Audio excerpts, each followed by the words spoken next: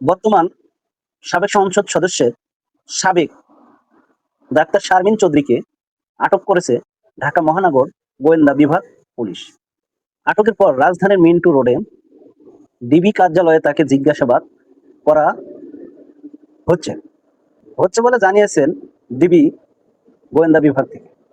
মঙ্গলবার ভোর 4টার দিকে রাজধানীর ধানমন্ডি নিজ বাসা থেকে তাকে কিন্তু আটক করা হয়। ডিবি প্রধান অতিরিক্ত commissioner doctor Mohammad Shafiqul Islam DB প্রধান, তিনি তার আটকের বিষয়ে জানিয়েছেন শারমিন চৌধুরীকে আটক করে আনা হয়েছে একথা তিনি জানান। তিনি এখন ডিবির হেফাজতে আছেন।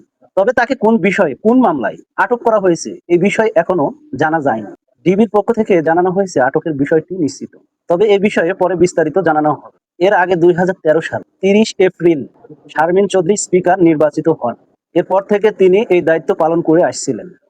তবে পরবর্তী খবর পাওয়ার জন্য অপেক্ষা করুন আর এই ভিডিওটা বেশি বেশি শেয়ার করে দিবেন।